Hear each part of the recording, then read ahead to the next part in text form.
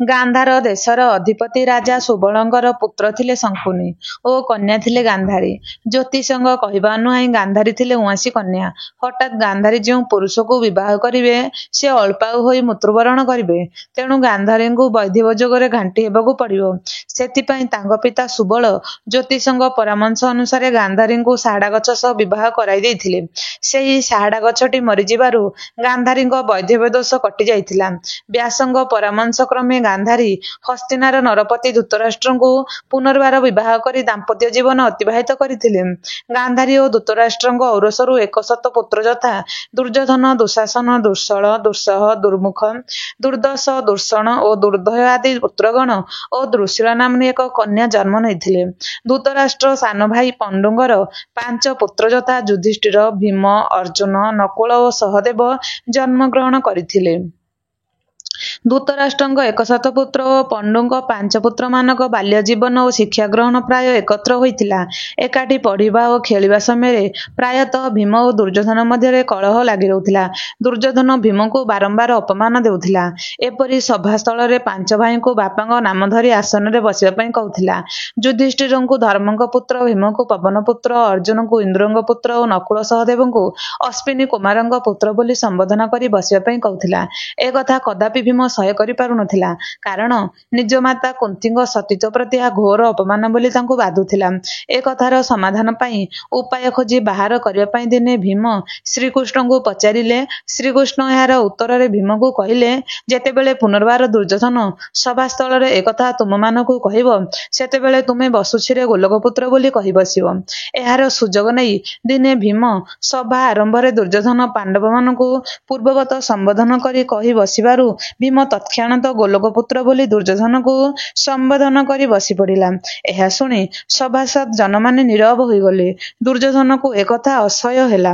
ଅପମାନ ଜର୍ଜରିତ ଦୁର୍ଯ୍ୟୋଧନ ସଙ୍ଗେ ସଙ୍ଗେ ସଭାସ୍ଥଳ ଛାଡ଼ି ମାତା ଗାନ୍ଧାରୀଙ୍କ ନିକଟରେ ପହଞ୍ଚିଲେ। ବିଦ୍ୟୁତ୍ ପ୍ରବାହ ଭଳି ଯେଉଁ ଅପମାନ ଦୁର୍ଯ୍ୟୋଧନଙ୍କ ଦେହରେ ଖେଳିଗଲା, ତାହା ତାର ମନ ଓ ବୁଦ୍ଧିକୁ ବିଚଳିତ କରିଦେଲା। ତେଣୁ ସେ ମାତାଙ୍କୁ ଏହାର କାରଣ ପଚାରିବାରୁ ମାତା ଗାନ୍ଧାରୀ ପୂର୍ବରୁ ଘଟିଥିବା ସମସ୍ତ ସତ୍ୟକୁ ତା ଆଗରେ ବର୍ଣ୍ଣନା କରିଦେଲେ।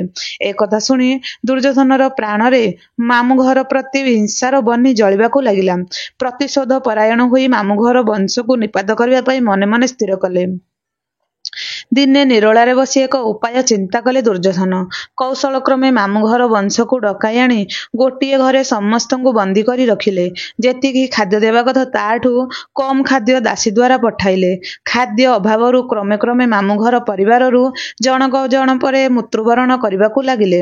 ଏ କଥା ଦେଖି ଦିନେ ରାଜା ସୁବଳ ମନେ ମନେ ଚିନ୍ତା କଲେ, କେହି ଜଣେ ପୁତ୍ର ମୋର ଏ ବିପତ୍ତିରୁ ବଞ୍ଚି ରହିଲେ ନିଶ୍ଚୟ ଦୁର୍ଯ୍ୟୋଧନର ପ୍ରତିଶୋଧ ନେବ। ଏହି କଥା ଭାବି ପୁତ୍ରମାନଙ୍କ ଭିତରେ କିଏ ଚତୁର, ବୁଦ୍ଧିମାନ ଓ ଅଧିକ ଜ୍ଞାନୀ ତାହା ପରୀକ୍ଷା କରିବା ପାଇଁ ଦିନେ ଗୋଟିଏ ରାତିରେ ଘରର କାନ୍ଥ ଉପରେ ଏକ ରଥଚିତ୍ର ଅଙ୍କନ କରିଦେଲେ। ଏହି ଚିତ୍ରକୁ ଦେଖାଇ ପୁତ୍ରମାନଙ୍କୁ କହିଲେ, କିଏ ଏହି ରଥଚିତ୍ରକୁ ତଳକୁ ଓହ୍ଲାଇ ଆଣିପାରିବ। ପିତାଙ୍କର ଏପରି କଥା ଶୁଣି ପୁତ୍ରମାନେ ଚିନ୍ତିତ ହୋଇପଡ଼ିଲେ। କାହାକୁ କିଛି ବୁଦ୍ଧିବାଟ ଦିଶିଲା ନାହିଁ। ଏ କଥା ଦେଖି ପୁତ୍ର ଶଙ୍କୁନି ହଠାତ୍ ଖଡ଼ିରେ ଅଙ୍କା ଯାଇଥିବା ରଥଚିତ୍ର ଉପରେ ପେଟ ଲଗାଇ ଦେଇ ସେହି ପେଟକୁ ପୁଣି ଚଟାଣ ଉପରେ ଲଗାଇଦେଲେ। ଫଳରେ ପେଟ ଉପରେ ଆସିଯାଇଥିବା ରଥଚିତ୍ର ଚିହ୍ନଟି ଚଟାଣ ଉପରେ ଆଙ୍କି ହୋଇଗଲା। ଶଙ୍କୁନିର ଏପରି ବିଚକ୍ଷଣ ବୁଦ୍ଧି ଦେଖି ପିତା ସୁବଳ ସ୍ଥିର କରି ନେଇଥିଲେ ଯେ ଦୁର୍ଯ୍ୟୋଧନର ଉପଯୁକ୍ତ ଶାସ୍ତି ପାଇଁ ଶଙ୍କୁନି ହିଁ ଏକମାତ୍ର ପ୍ରତିଶୋଧର ଅସ୍ତ୍ର। ସୁବଳ ସେଦିନ ବନ୍ଦୀଘର ଭିତରେ ବଞ୍ଚିଥିବା ଅବଶିଷ୍ଟ ସଦସ୍ୟମାନଙ୍କୁ ଜଣାଇଥିଲେ ଯେ ଯେଉଁ ଖାଦ୍ୟ ପ୍ରତିଦିନ ଆସୁଛି, ସେଥିରୁ ଶଙ୍କୁନି ପେଟ ଭରି ଖାଇବ ଏବଂ ପ୍ରତିଶୋଧ ପାଇଁ ବଞ୍ଚି ରହିବ। ରାଜାଙ୍କ ନିର୍ଦ୍ଦେଶରେ ସେହି କଥା ବି ହେଲା। ଧୀରେ ଧୀରେ ସମସ୍ତ ସଦସ୍ୟ ମୃତ୍ୟୁବରଣ କଲେ। ଏକମାତ୍ର ଶଙ୍କୁନି ଖାଦ୍ୟ ଖାଇ ବଞ୍ଚି ରହିଥାଏ। ଦିନକର କଥା, ଯେଉଁଥିରେ ଶଙ୍କୁନିର ଭାଗ୍ୟ ବଦଳିଗଲା। ଦିନେ ଦୁର୍ଯ୍ୟୋଧନ ଅଶ୍ୱତ୍ଥ ଗଛ ମୂଳରେ ବସି ପରିସ୍ରା କରୁଥିବା ସମୟରେ ହସିଦେଲେ। ଏ କଥା ଦେଖି ବନ୍ଦୀଗୃହକୁ ଖାଦ୍ୟ ନେଇ ପ୍ରତିଦିନ ଆସୁଥିବା ଦାସୀ ବି ହସିଦେଲା। ଏହା ଦେଖି ଦୁର୍ଯ୍ୟୋଧନ ଉତ୍କ୍ଷିପ୍ତ ହୋଇପଡ଼ି ଦାସୀଙ୍କୁ କହିଲା, ତୁ କାହିଁକି ହସିଲୁ ମୋତେ କହ, ନଚେତ୍ ତୋର ମୁଣ୍ଡ କାଟ ହେବ। ବିଚରା ଦାସୀଟି କାକୁର୍ତ୍ତି ମିନତି ହୋଇ ଦୁର୍ଯ୍ୟୋଧନକୁ କହିଲା ତାକୁ କ୍ଷମା କରିଦେବା ପାଇଁ। ମାତ୍ର ଦୁର୍ଯ୍ୟୋଧନ ଏଥର ରାଜି ନ ହୋଇ ଦାସୀ ଉପରେ ରାଗିକି କହିଲା, ଏହାର ଉତ୍ତର ତୁ ଯଦି ଆସନ୍ତାକାଲି ସୁଦ୍ଧା ନ ଦେବୁ ତେବେ ତୋର ନିଶ୍ଚୟ ମୁଣ୍ଡ କାଟ ହେବ। ବିଚରା ଏକଥା ଶୁଣି ଦାସୀଟି ତଳକୁ ମୁହଁ ପୋତି ଠିଆ ହୋଇ କାନ୍ଦିବାକୁ ଲାଗିଲା। ଦୁର୍ଯ୍ୟୋଧନ ଏହା କହି ନିଜ ବାଟରେ ଚାଲିଗଲେ। ବଡ଼ ଚିନ୍ତାରେ ପଡ଼ିଲା ଦାସୀ। ଖାଦ୍ୟ ଆଣି ବନ୍ଦୀଗୃହରେ ଥିବା ଶଙ୍କୁନିକୁ ଦେଲା। ଶଙ୍କୁନି ପଚାରିଲେ, ତୁମେ କାହିଁକି ଆଜି ଏତେ ଉଦାସ ଜଣାପଡ଼ୁଛ? ତହୁଁ ଦାସୀ ଘଟିଥିବା ସମସ୍ତ ଘଟଣା ଶଙ୍କୁନିଙ୍କ ଆଗରେ ବର୍ଣ୍ଣନା କରିଦେଲେ। ଏକଥା ଶୁଣି ଶଙ୍କୁନି କହିଲା ଦାସୀଙ୍କୁ, ଏଇ ଛାର କଥା ପାଇଁ ତୋର ଏତେ ଚିନ୍ତା? ତୁ ଯା, ତୋର ରାଜା ଦୁର୍ଯ୍ୟୋଧନକୁ କହିବୁ, ଏହି ବୀଜରୁ ଏତେ ତରୁ ଦେଖି ହସିଲା ରାଜଗୁରୁ। ଏହାକୁ ମନେ ରଖି ଦାସୀ ସେଠାରୁ ଚାଲିଗଲା। ପ୍ରକୃତରେ ଘଟଣା ଥିଲା ଏମିତି। ଦୁର୍ଯ୍ୟୋଧନ ଅଶ୍ୱତ୍ଥ ଗଛ ମୂଳେ ବସି ପରିସ୍ରା କରୁଥିବା ସମୟରେ ତା ପରିସ୍ରାରେ ଅଶ୍ୱତ୍ଥ ଗଛର କ୍ଷୁଦ୍ର ମଞ୍ଜିଟି ଭାସିଗଲା। ଏହା ଦେଖି ଦୁର୍ଯ୍ୟୋଧନ ଭାବିଲା, ଏତେ ବଡ଼ ବିଶାଳ ବୃକ୍ଷ ଅଥଚ ତା ମଞ୍ଜିଟି ଏତେ କ୍ଷୁଦ୍ର ଯେ ମୋ ପରିସ୍ରାରେ ଭାସିଗଲା। ଏଥିରୁ ବୁଝା ପଡ଼ୁଛି ଯେ ମୁଁ କେତେ ବଡ଼ ଶକ୍ତିଶାଳୀ ରାଜା। ଏଇ କଥା ଭାବି ହସିଦେବାରୁ ଦାସୀଟି କିଛି ନ ବୁଝି ହସି ଦେଇଥିଲା। ପରଦିନ ରାଜଦରବାରରେ ହାଜର ହୋଇ ଦାସୀଟି ଶଙ୍କୁନି ଦେଇଥିବା ଉତ୍ତରଟି ରାଜାଙ୍କୁ କହିଦେଲା। ତତ୍କ୍ଷଣାତ ରାଜା ଦାସୀଙ୍କୁ ପଚାରିଲେ, ଏ କଥା ତୋ ମୁଣ୍ଡରେ କେମିତି ଜୁଟିଲା? ତୁ ସତ କଥା କହ, ନହେଲେ ତୋର ମୁଣ୍ଡ କାଟ ହେବ। ତଳକୁ ମୁହଁ ପୋତି ଦାସୀ କହିଲା, ପଥର ଘରେ ଯେଉଁ ବନ୍ଦୀ ସେହି କହିଲା କଥା ସନ୍ଧି। ଏକଥା ଶୁଣି ଦୁର୍ଯ୍ୟୋଧନ ଆଶ୍ଚର୍ଯ୍ୟ ହୋଇଗଲା। ଆଉ ମନେ ମନେ ଭାବିଲା, ଯିଏ ମନର କଥାକୁ ଜାଣିପାରୁଛି ସିଏ ନିଶ୍ଚୟ ସର୍ବଜ୍ଞ ପୁରୁଷ। ତେଣୁ କାଳ ବିଳମ୍ବ ନ କରି ସେ ଯାଇ ବନ୍ଦୀଗୃହରୁ ମାମୁଁ ଶଙ୍କୁନିକୁ ଉଦ୍ଧାର କରି ଆଣିଲେ ଏବଂ ଭାବିଲେ, ରାଜ୍ୟ ଚଳାଇବା ପାଇଁ ଏପରି ବିଜ୍ଞ ବ୍ୟକ୍ତିଙ୍କ ଆବଶ୍ୟକ ନିଶ୍ଚୟ ଅଛି। ତେଣୁ ତାଙ୍କ ଉପରେ ବିଶ୍ୱାସ ରଖି ଦୁର୍ଯ୍ୟୋଧନ ମାମୁଁ ଶଙ୍କୁନିକୁ ମନ୍ତ୍ରୀ ପଦରେ ଅଭିଷିକ୍ତ କଲେ। ମନ୍ତ୍ରୀ ପଦରେ ଅଭିଷିକ୍ତ ହେବା ପରେ ଶଙ୍କୁନି ସ୍ଥିର କରିନେଲେ ଯେ ଏବେ ପ୍ରତିଶୋଧ ନେବାର ପଥ ପରିଷ୍କାର ହୋଇଯାଇଛି। ବନ୍ଦୀଘରେ ଥିବା ସମୟରେ ପିତାଙ୍କ ମୃତ୍ୟୁ ପରେ ତାଙ୍କ ଅସ୍ଥିରେ ନିର୍ମିତ ପଶା କାଠି ହେଉଛି ଶଙ୍କୁନି ପାଇଁ ପ୍ରତିଶୋଧର ଆୟୁଧ। ପଶା କାଠି ଚଳାଇବାରେ ବି ଶଙ୍କୁନି ଧୁରନ୍ଧର। ତେଣୁ ଶଙ୍କୁନି ଆଉ କାଳ ବିଳମ୍ବ ନ କରି ପିତୃଋଣ ପ୍ରତିଶୋଧ ଅର୍ଥାତ୍ ଦୁର୍ଯ୍ୟୋଧନ କରିଥିବା କୁକର୍ମର ପ୍ରତିଶୋଧ ପାଇଁ ଅଣ୍ଟା ଭିଡ଼ି ବାହାରିଲେ। ଶଙ୍କୁନି ପ୍ରଥମେ ଚିନ୍ତା କଲେ, ଏତେ ବଡ଼ ବିଶାଳ କୁରୁବଂଶ, ଦିଗନ୍ତ ବିସ୍ତାରୀ ରାଜ୍ୟ, ଏ ରାଜ୍ୟ ଓ ଏହା ରାଜାଙ୍କୁ ବିନାଶ କରିବା ସମ୍ଭବ ନୁହେଁ। କିନ୍ତୁ ଉପାୟ ଅଛି। ଏମାନଙ୍କ ସହିତ ଶତ୍ରୁତା ରହିଥିବା ପାଣ୍ଡବମାନଙ୍କୁ ପଶା ଖେଳକୁ ଡାକି ତାହାରି ମାଧ୍ୟମରେ ପ୍ରତିଶୋଧ ନେଇହେବ। ମନ କଥା ମନରେ ରଖିଲେ। ପଶାକାଠି ଓ ପାଣ୍ଡବମାନଙ୍କୁ ଅମୋଘ ଅସ୍ତ୍ର କରି ଏ ବିଜୟ ଯାତ୍ରା ସୁନିଶ୍ଚିତ ଏକଥା ଧରିନେଲେ। ଏହି ଯୋଜନାକୁ ସାର୍ଥକ କରିବା ପାଇଁ ମନେ ମନେ ସ୍ଥିର କରି ଶଙ୍କୁନି ଧୀରେ ଧୀରେ ଦୁର୍ଯ୍ୟୋଧନର ବିଶ୍ୱସ୍ତ ହେବାକୁ ଲାଗିଲେ। ଏଭଳି ଏକ ସମୟ ଆସିଲା, ପ୍ରକୃତରେ ଶଙ୍କୁନି ହିଁ ଦୁର୍ଯ୍ୟୋଧନର ସବୁଠୁ ପ୍ରିୟ ହୋଇଗଲା। ଏପରିକି ଦୁର୍ଯ୍ୟୋଧନର ପିତାମାତା ମଧ୍ୟ ଦୂର ହୋଇଗଲେ। ସେ ମାମୁଁ ଶଙ୍କୁନି ବ୍ୟତୀତ ଆଉ କାହାରି କଥା ଶୁଣିଲେ ନାହିଁ। ଶଙ୍କୁନି ଦୁର୍ଯ୍ୟୋଧନଙ୍କୁ ହାତ ମୁଠାରେ ରଖି କଣ୍ଢେଇ ପରି ଲଚାଇବାକୁ ଲାଗିଲା। ଶଙ୍କୁନି ଭଲ ଭାବେ ଜାଣିଥିଲା, କୌରବମାନେ ପାଣ୍ଡବମାନଙ୍କ ପ୍ରତି ହିଂସା ଓ ଈର୍ଷାଭାବ ପୋଷଣ କରୁଥିଲେ। ଦୁର୍ଯ୍ୟୋଧନର ହିଂସାଭାବ ଓ ଶତ୍ରୁତା ନେଇ ଧୃତରାଷ୍ଟ୍ର ପାଣ୍ଡବମାନଙ୍କୁ ଅଧେ ରାଜ୍ୟ ଦେଇ ହସ୍ତିନାରୁ ଦୂରେଇ ଦେଇଛନ୍ତି। ପାଣ୍ଡବମାନେ ମୟଦାନବ ଦ୍ୱାରା ସେହି ମରୁଭୂମିକୁ ସୁନ୍ଦର ନଗରୀ କରି ଇନ୍ଦ୍ରପ୍ରସ୍ଥ ନାମ ଦେଇଛନ୍ତି। ପାଣ୍ଡବମାନଙ୍କର ଐଶ୍ୱର୍ଯ୍ୟ ଦେଖି ଦୁର୍ଯ୍ୟୋଧନ ଈର୍ଷାରେ ଜଳି ଯାଉଛି। ଦିନେ ଦୁର୍ଯ୍ୟୋଧନ ଇନ୍ଦ୍ରପ୍ରସ୍ଥ ଚିକ୍ ଚିକ୍ ଚଟାଣ ଉପରେ ବୁଲୁଥିବା ବେଳେ ଭାବିଲେ ଯେ ସେଠାରେ ପାଣି ଭରି ରହିଛି। ଏଥିପାଇଁ ସେ ନିଜ ବସ୍ତ୍ର ଉପରକୁ ଟେକିଦେଲେ। ମାତ୍ର ସ୍ଫଟିକ ନିର୍ମିତ ଏହା ଏକ ଚଟାଣ ବୋଲି ଜାଣିପାରି ଲଜ୍ଜିତ ହେଲେ। ଆଉ ଦିନେ ଯାଉଛନ୍ତି, ନିର୍ମଳ ଜଳରେ ସ୍ଫଟିକର ପଦ୍ମ ଭାସୁଥିଲା। ସେ ଭାବିଲେ ଏହା ବୋଧହୁଏ ସ୍ଥଳଭାଗ। ତେଣୁ ସେ ଆଗକୁ ପାଦ ପକାଇଲା ବେଳେ ତାଙ୍କ ବସ୍ତ୍ର ଓଦା ହୋଇଗଲା। ସେ ତଳେ ମୁହଁ ମାଡ଼ି ପାଣିରେ ପଡ଼ିଗଲେ। ଏହା ଦେଖି ନର୍ତ୍ତକୀମାନେ ହସିବା ସହିତ ନିଜେ ଦ୍ରୌପଦୀ ମଧ୍ୟ ହସି ହସି କହିଦେଲେ, ଅନ୍ଧ ପୁତ୍ର ଅନ୍ଧ। ଏଥିରେ ଦୁର୍ଯ୍ୟୋଧନ ଆହୁରି ଲଜ୍ଜିତ ହେଲେ। ଫେରିଆସି ଦୁର୍ଯ୍ୟୋଧନ କହିଲେ, ମାମୁଁ ଶଙ୍କୁନି, ମୁଁ ଦେଖୁଛି ଅର୍ଜୁନ ନିଜର ପ୍ରତାପରେ ସମସ୍ତଙ୍କୁ ବଶୀଭୂତ କରିଛି। ଯୁଧିଷ୍ଠିର ସମସ୍ତଙ୍କ ଦ୍ୱାରା ପ୍ରଶଂସିତ ହୋଇ ରାଜସ୍ୱୟ ଯଜ୍ଞ ନିର୍ବିଘ୍ନରେ ଶେଷ କଲେ ଏବଂ ସମ୍ରାଟ ପଦ ଲାଭ କରି ଯଶସ୍ୱୀ ହେଲେ। ଶ୍ରୀକୃଷ୍ଣ ଶିଶୁପାଳକୁ ସମସ୍ତଙ୍କ ସମ୍ମୁଖରେ ନିହତ କଲେ। ଏଥିରେ କେହି ଜଣେ ହେଲେ ପାଟି ଫିଟାଇଲେ ନାହିଁ। ପାଣ୍ଡବମାନଙ୍କର ଐଶ୍ୱର୍ଯ୍ୟ ଦେଖି ମୋର ମନେ ହେଉଛି ପୁରୁଷାର୍ଥର କୌଣସି ମୂଲ୍ୟ ନାହିଁ। ତେଣୁ ପାଣିରେ ବୁଡ଼ି କରି ହେଉ ବା ଅଗ୍ନିରେ ପୋଡ଼ି କରି ହେଉ ବା ବିଷପାନ କରି ହେଉ ମୁଁ ମୋ ଜୀବନ ହରାଇବା ପାଇଁ ସ୍ଥିର କରି ନେଇଛି। କାରଣ ଶତ୍ରୁର ଏପରି ଉନ୍ନତି ଦେଖି ଆଉ ବଞ୍ଚି ରହିବା ଠିକ୍ ନୁହେଁ।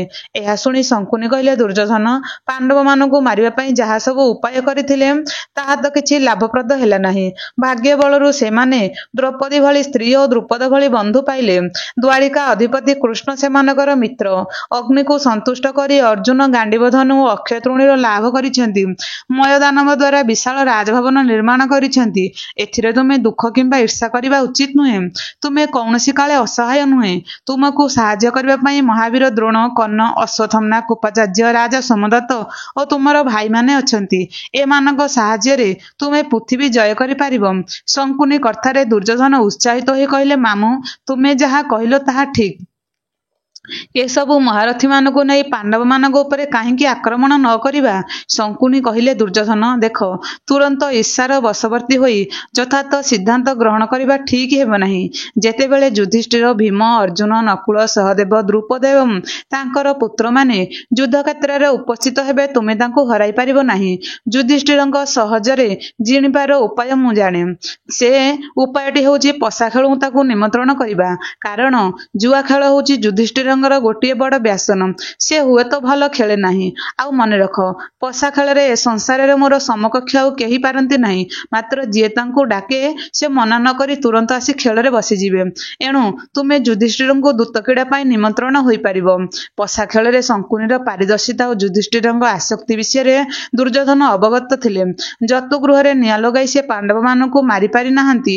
ଯୁଦ୍ଧରେ ସେମାନଙ୍କୁ ପରାଜୟ କରିବା ସେମାନଙ୍କୁ ସମ୍ଭବ ନୁହେଁ ବୋଲି ଜାଣି ପାଣ୍ଡବମାନଙ୍କୁ ଶ୍ରୀହୀନ କରି ତାଙ୍କୁ ରାଜକ୍ଷମତାକୁ ଅପହରଣ କରିବା ସେ ଖଳବୁଦ୍ଧି ଶଙ୍କୁନିଙ୍କ ପରାମର୍ଶ ଅନୁସାରେ ଦୁର୍ଯ୍ୟୋଧନଙ୍କର ଆନନ୍ଦର ସୀମା ରହିଲା ନାହିଁ। ତେଣୁ ସେ ମାତୁଳ ଶଙ୍କୁନିକୁ ଆନନ୍ଦରେ କୁଣ୍ଢାଇ ପକାଇ କହିଲେ, ମାମୁଁ, ତୁମେ କେବଳ ବୀର ଯୋଦ୍ଧା ନୁହେଁ, ତୁମେ ବିଶାରଦ। ତୁମର ଶକ୍ତିଶାଳୀ ବୁଦ୍ଧି ଯୋଗୁଁ ସବୁକିଛି ସମ୍ଭବ ନିଶ୍ଚିତ। ଏ କଥା ମୁଁ ଜାଣିପାରୁଛି। ଶ୍ରୀକୃଷ୍ଣ ସେମାନଙ୍କର ସହାୟ ହୋଇପାରନ୍ତି। ମାତ୍ର ତୁମେ ଯାହାର ସହାୟ, ତା ପାଇଁ କିଛି ବସ୍ତୁ ଅପ୍ରାପ୍ତ ହେବ ନାହିଁ। ଏ କଥା ଦୁର୍ଯ୍ୟୋଧନ କହିଲେ ଧୃତରାଷ୍ଟ୍ରଙ୍କୁ। ଶଙ୍କୁନି ଭଲ ଭାବରେ ଜାଣନ୍ତି ଯେ ସେ ପୁତ୍ରବତ୍ସଳ ରାଜା। ପୁତ୍ର କଥାକୁ କେବେ ଅସ୍ୱୀକାର କରିପାରିବେ ନାହିଁ। ତେଣୁ ଶଙ୍କୁନି କହିଲେ, ଦୁର୍ଯ୍ୟୋଧନ, ତୁମେ ପଶା ଖେଳରେ ପାଣ୍ଡବମାନଙ୍କୁ ନିମନ୍ତ୍ରଣ କଥା ପିତାଙ୍କ ନିକଟରେ ପ୍ରସ୍ତାବ ଦିଅ। ସେ ନିଶ୍ଚୟ ତୁମ କଥାରେ ରାଜି ହୋଇଯିବେ। ଦୁର୍ଯ୍ୟୋଧନ ତତ୍କ୍ଷଣାତ୍ ଯାଇ ପିତା ଧୃତରାଷ୍ଟ୍ରଙ୍କ ନିକଟରେ ପହଞ୍ଚିଲା। ଧୃତରାଷ୍ଟ୍ରଙ୍କୁ ଦୁର୍ଯ୍ୟୋଧନଙ୍କୁ ଏପରି ଉଦ୍ବିଗ୍ନ ଅବସ୍ଥାରେ ଦେଖି ଧୃତରାଷ୍ଟ୍ର କହିଲେ, ପୁତ୍ର, ତୁମର ହସ୍ତିନାପୁରରେ କୌଣସି ଅଭାବ ନାହିଁ। ସମସ୍ତ ଐଶ୍ୱର୍ଯ୍ୟର ତୁମେ ହିଁ ଅଧୀଶ୍ୱର। ସଂସାରରେ ଏଭଳି କୌଣସି ଉତ୍ତମ ପଦାର୍ଥ ନାହିଁ ଯାହାକି ତୁମେ ଉପଭୋଗ ନ କରୁଛ। ତୁମେ ମୋର ଜ୍ୟେଷ୍ଠ ପୁତ୍ର, ହସ୍ତିନାର ଉତ୍ତରାଧିକାରୀ। କ'ଣ ପାଇଁ ତୁମର ଏତେ ଦୁଃଖ, ଏତେ ଉଦ୍ବେଗ? ଦୁର୍ଯ୍ୟୋଧନ କହିଲେ, ପିତା, ଅନ୍ୟ ଯେକୌଣସି ବ୍ୟକ୍ତି ପରି ମୁଁ ଉଦର ପୂରଣ ପାଇଁ ଭୋଜନ କରୁଛି ନା ନଗ୍ନତା ନିବାରଣ ପାଇଁ ବସ୍ତ୍ର ପରିଧାନ କରୁଛି, ଏହା ତୁମର ଭାବିବା ଉଚିତ ନୁହେଁ। ପାଣ୍ଡବମାନଙ୍କର ଧନ ଓ ଐଶ୍ୱର୍ଯ୍ୟ ତୁଳନାରେ ଆମର ଏ ଐଶ୍ୱର୍ଯ୍ୟ କିଛି ନୁହେଁ। ଶତ୍ରୁମାନଙ୍କର ଏତେ ସୁଖ ସମୃଦ୍ଧି ଦେଖି ଆମର ସୁଖ ଶାନ୍ତିରେ ରହିବା ସମ୍ଭବ ନୁହେଁ। ଧୃତରାଷ୍ଟ୍ର କହିଲେ, ତୁମେ ମୋର ଓ ମନସ୍ଥିନୀ ଗାନ୍ଧାରୀଙ୍କର ଜ୍ୟେଷ୍ଠ ପୁତ୍ର। ପାଣ୍ଡବମାନଙ୍କ ପ୍ରତି ହିଂସା ଓ ଦ୍ରୋଷ କରିବା ତୁମ ପକ୍ଷରେ ଶୋଭା ପାଉନାହିଁ। ତା ଛଡ଼ା ସେ ତୁମର ଭାଇ। ଯୁଧିଷ୍ଠିର ଅତ୍ୟନ୍ତ ଧାର୍ମିକ। କପଟ କ'ଣ ସେ ଜାଣେ ନାହିଁ? ତୁମର ଐଶ୍ୱର୍ଯ୍ୟ ସ୍ତ୍ରୀ ବୁଦ୍ଧିରେ ତୁମେ ସୁଖରେ ରୁହ, ଏକଥା ସେ ଚାହାନ୍ତି। ତାଙ୍କ ପ୍ରତି ତୁମର ଶତ୍ରୁତା ଆଚରଣ କରି କି ଲାଭ? ଦୁର୍ଯ୍ୟୋଧନ କହିଲେ, ହେ ପିତା, ଯେଉଁ ବ୍ୟକ୍ତି ନିଜର ପ୍ରଜ୍ଞା ନ ଥାଇ ବହୁ ଶାସ୍ତ୍ର ଅଧ୍ୟୟନ କରି ସେ ବ୍ୟକ୍ତି ଶାସ୍ତ୍ରର ପ୍ରକୃତ ଅର୍ଥ ବୁଝିପାରେ ନାହିଁ। ଆପଣ ରାଜନୀତି ସମ୍ପର୍କରେ ବହୁ ଅଧ୍ୟୟନ କରିଛନ୍ତି ସତ, ମାତ୍ର ଆପଣଙ୍କର ରାଜନୀତିକ ବିଜ୍ଞତା ବିଶେଷ ଥିବା ପରି ମନେ ହେଉନାହିଁ। କାରଣ ଆପଣ ନିଜେ ସ୍ୱତନ୍ତ୍ର ନୁହନ୍ତି, ଅନ୍ୟର କଥାରେ ପରିଚାଳିତ ହେଉଛନ୍ତି। ଆପଣଙ୍କ ପକ୍ଷରେ ଏପରି କଥା ଶୋଭା ପାଉନାହିଁ। ଏହି ସମୟରେ ଶଙ୍କୁନି କହିଲେ, ହେ ବିଜୟୀ ଯୋଦ୍ଧା ଦୁର୍ଯ୍ୟୋଧନ, ତୁମେ ଦୁଃଖରେ କାତର ହୁଅ ନାହିଁ। ପିତା ତୁମର ପୁତ୍ରବତ୍ସଳ ନିଶ୍ଚୟ ତୁମ କଥା ରଖିବେ। ଧୃତରାଷ୍ଟ୍ର କହିଲେ, ମୁଁ ବିଦୁରଙ୍କ ପରାମର୍ଶ ବିନା କୌଣସି କାର୍ଯ୍ୟ କରେ ନାହିଁ। କୁରୁବଂଶର ବିଦୁର ଯେପରି ବିଚାରବନ୍ତ, ଶାସ୍ତ୍ରଜ୍ଞ ଓ ବିଦ୍ୱାନ ସେପରି ବ୍ୟକ୍ତି ଅନ୍ୟ କୌଣସି ରାଜବଂଶରେ ମୁଁ ଦେଖି ନାହିଁ। ତେଣୁ ବିଦୁରଙ୍କ ପରାମର୍ଶ ବିନା ମୁଁ ଯୁଧିଷ୍ଠିରଙ୍କୁ ଦୂତକ୍ରୀଡ଼ା ପାଇଁ ନିମନ୍ତ୍ରଣ କରିପାରିବି ନାହିଁ। ଦୁର୍ଯ୍ୟୋଧନ ଛାଡ଼ିବାର ନୁହେଁ। ସେ ଏକଥା ଶୁଣି କହିଲେ, ସମସ୍ତ ଭୟ ପରିତ୍ୟାଗ କରି ନିଜର ଉଦ୍ୟମ ବଳରେ ଆତ୍ମରକ୍ଷା କରିବା ହେଉଛି ବିଜ୍ଞ ବ୍ୟକ୍ତିର କର୍ତ୍ତବ୍ୟ। ବର୍ତ୍ତମାନ ଦୂତକ୍ରୀଡ଼ାରେ ଯେଉଁ ସୁଯୋଗ ଆସିଛି, ଭବିଷ୍ୟତରେ ତାହା ଆଉ ଆସିବ ନାହିଁ। ଏହି ସମୟରେ ଶଙ୍କୁନି କହିଲେ, ହେ ବିଜୟୀ ଯୋଦ୍ଧା ଦୁର୍ଯ୍ୟୋଧନ, ତୁମେ ଦୁଃଖରେ କାତର ହୁଅ ନାହିଁ। ପିତା ତୁମର ପୁତ୍ରବତ୍ସଳ ନିଶ୍ଚୟ ତୁମ କଥା ରଖିବେ। ଧୃତରାଷ୍ଟ୍ର କହିଲେ, ମୁଁ ବିଦୁରଙ୍କ ପରାମର୍ଶ ବିନା କୌଣସି କାର୍ଯ୍ୟ କରେ ନାହିଁ। କୁରୁବଂଶରେ ବିଦୁର ଯେପରି ବିଚାରବନ୍ତ। ଧୃତରାଷ୍ଟ୍ର କହିଲେ, ତୁମର ଯୁକ୍ତି ଓ ଶଙ୍କୁନିର ପ୍ରସ୍ତାବରେ ମୁଁ ସହମତ ନୁହେଁ। ତୁମର ଯାହା ବିଚାର ତୁମେ ତାହା କର। ଦିନେ ତୁମକୁ ଅନୁତାପ କରିବାକୁ ପଡ଼ିବ। ଏହା ତୁମକୁ ସ୍ମରଣ କରାଇ ଦେଉଛି, ବର୍ତ୍ତମାନ କୁରୁବଂଶର ଧ୍ୱଂସର ସମୟ ଆସିଗଲାଣି। ଏହା କହି ବିଦୁରଙ୍କୁ ଡକାଇ ଏ ବିଷୟରେ ପରାମର୍ଶ ଦେଲେ। ବିଦୁର କହିଲେ, ମହାରାଜ, ତୁମେ ଶଙ୍କୁନି ଓ ଦୁର୍ଯ୍ୟୋଧନଙ୍କ ପ୍ରସ୍ତାବକୁ ଗ୍ରହଣ କରି ଘୋରତର ବିପଦକୁ ନିମନ୍ତ୍ରଣ କରୁଛ। ଏହାଦ୍ୱାରା ବିଭେଦ ଓ କଳହ ଜାତ ହେବ, ଆଉ କୁରୁକୁଳ ଧ୍ୱଂସାଭିମୁଖ ହେବ। ଧୃତରାଷ୍ଟ୍ର କହିଲେ, ବିଦୁର ଆଉ ଉଦ୍ବିଗ୍ନ ହେବାର ନାହିଁ। ତୁମେ ନିଜେ ଯାଇ ଯୁଧିଷ୍ଠିରଙ୍କୁ ଦୂତକ୍ରୀଡ଼ା ପାଇଁ ନିମନ୍ତ୍ରଣ କର। ଦୈବ୍ୟ ହିଁ ଶକ୍ତିଶାଳୀ, ମନୁଷ୍ୟ କିଛି ନୁହେଁ। ଧୃତରାଷ୍ଟ୍ର କହିଲେ। ବିଦୁର ନିମନ୍ତ୍ରଣ ପତ୍ର ନେଇ ଇନ୍ଦ୍ରପ୍ରସ୍ଥରେ ପହଞ୍ଚିଲେ ଏବଂ ଯୁଧିଷ୍ଠିରଙ୍କୁ ଦୂତକ୍ରୀଡ଼ା ପାଇଁ ନିମନ୍ତ୍ରଣ ପତ୍ର ଦେଲେ। ବିଦୁର କହିଲେ, ଯୁଧିଷ୍ଠିର, ସମସ୍ତ ଚଞ୍ଚକମାନଙ୍କ ମଧ୍ୟରେ ଗାନ୍ଧାର ରାଜ୍ୟର ଶଙ୍କୁନି ସେଠାରେ ଉପସ୍ଥିତ ଅଛନ୍ତି। ତା ଛଡ଼ା ଚିତ୍ରସେନ, ସତ୍ୟବ୍ରତ, ଗୁରୁମିତ୍ର ଓ ଜୟ ଭଳି କ୍ରୀଡ଼ାବିତ୍ମାନେ ଅଛନ୍ତି। ଯୁଧିଷ୍ଠିର କହିଲେ, ଯଦି ସଭା ମଧ୍ୟରେ ଆହ୍ୱାନ ନ କରନ୍ତି ତେବେ ଆମକୁ ଖେଳିବାକୁ ପଡ଼ିବ ନାହିଁ, କିନ୍ତୁ ଯଦି ଆହ୍ୱାନ କରିବେ ଆମେ ତାହାକୁ ପ୍ରତ୍ୟାଖ୍ୟାନ କରିପାରିବ ନାହିଁ। ଯୁଧିଷ୍ଠିର ନିମନ୍ତ୍ରଣ ସ୍ୱୀକାର କରି ହସ୍ତିନାରେ ଦୂତକ୍ରୀଡ଼ା ପାଇଁ ଉପସ୍ଥିତ ହେଲେ। ଦୂତକ୍ରୀଡ଼ାକୁ ସେତେବେଳେ ବାଛିବାର ଏକ ବାରଣ କାରଣ ଥିଲା, କାରଣ ପଶା ଖେଳ ଥିଲା ରାଜକୀୟ ଖେଳ। ଏହି ଖେଳରେ ଶଙ୍କୁନି ଥିଲେ ନିପୁଣ। ଶଙ୍କୁନି ପାଖରେ ଏହି ପଶା ଖେଳର ଏକ ଅଲୌକିକ ଶକ୍ତି ଥିଲା। ସେ ଯେଉଁ ଦାନ ଡାକୁଥରେ ତାହା ପଡ଼ିଯାଉଥିଲା। ତେଣୁ ସେ ଏଥିରେ ଜିତାପଟ ନେଇ ଦୁର୍ଯ୍ୟୋଧନର ବିଶ୍ୱାସ ଭାଜନ ହେବା ଏବଂ ପଶା ଖେଳରେ ହାରଜିତ ଯୋଗୁଁ ଭାଇ ଭାଇ ମଧ୍ୟରେ ରାଗ, ଦ୍ରୋଷ, ହିଂସା ଓ ଈର୍ଷାକୁ ଚରମ ସୀମାରେ ପହଞ୍ଚାଇ ସେମାନଙ୍କୁ ପରମ ଶତ୍ରୁରେ ପରିଣତ କରିବା ଥିଲା ଶଙ୍କୁନିର କୁରୁବଂଶ ଧ୍ୱଂସ କରିବାର ମୂଳ ଲକ୍ଷ୍ୟ। ଶଙ୍କୁନିର ପ୍ରରୋଚନାରେ କୌରବ ଓ ପାଣ୍ଡବମାନଙ୍କ ମଧ୍ୟରେ ଯେଉଁ ପଶା ଖେଳ ଆରମ୍ଭ ହୋଇଥିଲା ତାହା ସାଧାରଣ ଖେଳ ନଥିଲା। ଶଙ୍କୁନିର ଇଙ୍ଗିତରେ ପାଣ୍ଡବମାନଙ୍କୁ ଏଥିରେ ପଣ ରଖି ଖେଳିବାକୁ ପଡ଼ିଥିଲା। ଆଉ ଶେଷରେ ପାଣ୍ଡବମାନେ ସର୍ବସ୍ୱ ହରାଇ ରାଜଚ୍ୟୁତ ହେଲେ। ପାଣ୍ଡବମାନଙ୍କୁ ଦାଣ୍ଡର ଭିକାରୀ କହି ତଥାପି ଶଙ୍କୁନିର ମନ ମାନିଲା ନାହିଁ। ଶେଷରେ ସେ ରକ୍ତମୁଖା ହୋଇ ଛାତି ବିଦୀର୍ଣ୍ଣ ହେଲା ଭଳି ସ୍ପର୍ଶକାତର ଘଟଣା ଘଟାଇବାକୁ ପଛାଇଲା ନାହିଁ। ଶେଷରେ ପାଣ୍ଡବମାନେ ପଣ ରଖି ଦ୍ରୌପଦୀଙ୍କୁ ମଧ୍ୟ ହାରିଲେ। ଦ୍ରୌପଦୀଙ୍କ ବିନା ପରାମର୍ଶରେ ପାଣ୍ଡବମାନେ ତାକୁ ପଣ ରଖି ହାରି ଶେଷରେ କୌରବମାନଙ୍କ ହାତକୁ ତାଙ୍କୁ ଟେକିଦେଲେ।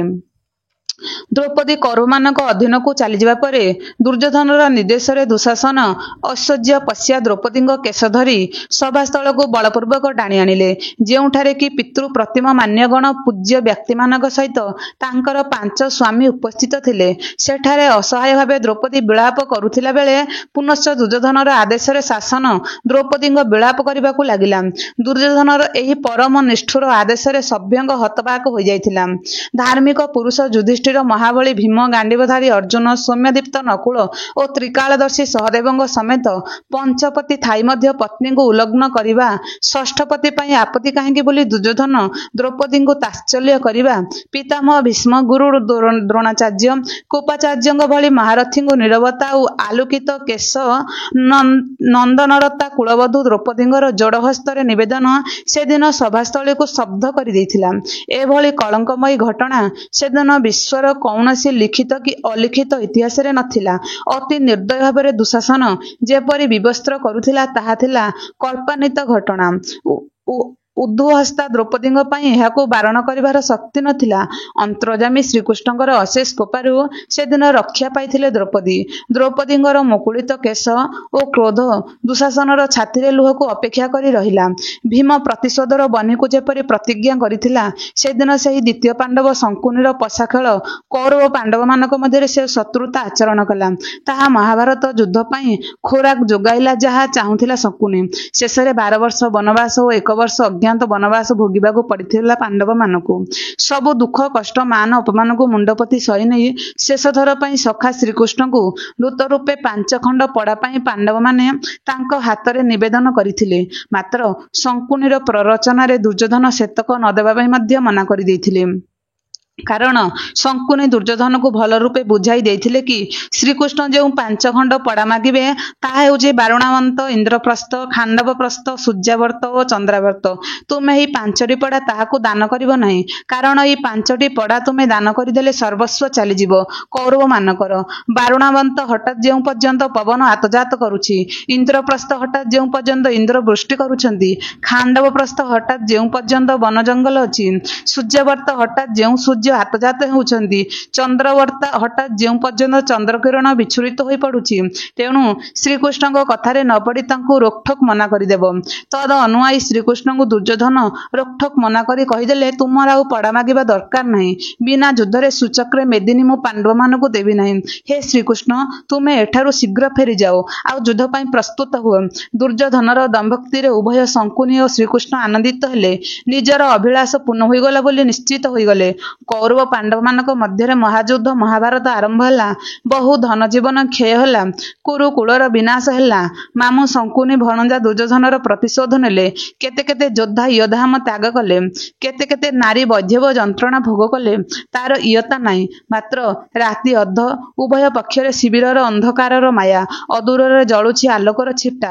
ଶଙ୍କୁନି ସାହସ ବାନ୍ଧି ଚାଲିଛନ୍ତି କୁରୁକ୍ଷେତ୍ରକୁ। ଅପର ପାର୍ଶ୍ୱରୁ ଆସୁଛନ୍ତି କେହି ଜଣେ। ଅନ୍ଧକାର ମଧ୍ୟରେ କେହି କାହାକୁ ଯେପରି ଦେଖିପାରୁନାହାନ୍ତି। ଅନ୍ଧକାର ଯେତେ ନିକଟ ହେଉଛି, ସେତେ ନିବିଡ଼ ହେଉଛନ୍ତି ଦୁଇ ଜଣ। ଜଣେ ଶ୍ରୀକୃଷ୍ଣ, ଅନ୍ୟ ଜଣେ ଶଙ୍କୁନି। ବର୍ଷଣ ମୁଖର ଅନ୍ଧକାର ଭିତରେ ପରସ୍ପର ପରସ୍ପରକୁ ଚିହ୍ନିଲେ। ପ୍ରଣାମ ଜଣାଇ ଶଙ୍କୁନି କହିଲେ, ହେ କୃଷ୍ଣ, ତୁମେ ପାଣ୍ଡବମାନଙ୍କ ପକ୍ଷରେ ଯେଉଁ ଭୂମିକା ନିଭେଇଲ, ମୁଁ କୌରବ ପକ୍ଷରେ ମଧ୍ୟ ସେହି ଭୂମିକା ନିଭେଇଲି। ମାତ୍ର ସମଗ୍ର ଭାରତବର୍ଷରେ ତୁମେ ଶ୍ରୀକୃଷ୍ଣ ହୋଇଗଲ, ଅଥଚ ମୁଁ ଶଙ୍କୁନି ହୋଇ ରହିଗଲି। ସମସ୍ତଙ୍କ ପାଖରେ ଧନ୍ୟ ତୁମେ ଶ୍ରୀକୃଷ୍ଣ, ଧନ୍ୟ ତୁମ ଜୀବନ। ହଠାତ୍ ଅନ୍ଧକାର ଅପସରି ଗଲା। ଶଙ୍କୁନିର ଛାତିରେ ସହଦେବର ତୀକ୍ଷ୍ଣ ଅସିଧାର ଲହୁଲୁହାଣ କରିଦେଲା କୁରୁକ୍ଷେତ୍ରକୁ। କୁରୁକୁଳ ବିନାଶ ସହ ଶଙ୍କୁନିର ମୃତ୍ୟୁ ଯେମିତି ହାତ ଠାରି କହୁଥିଲା, ପ୍ରତିଶୋଧ ନେବାକୁ ହେଲେ ମୋ ପରି ଶଙ୍କୁନି ହୋଇ ଜନ୍ମଗ୍ରହଣ କର, ପ୍ରାଣ ବିସର୍ଜନ କର। ନମସ୍କାର ବନ୍ଧୁଗଣ, ମୋର ଯଦି କିଛି ଭୁଲ ଥିବ କ୍ଷମା କରିବ। ଆଉ ଭିଡ଼ିଓଟି ଭଲ ଲାଗୁଥିଲେ ଲାଇକ୍ ସେୟାର ନିଶ୍ଚିନ୍ତ କରନ୍ତୁ।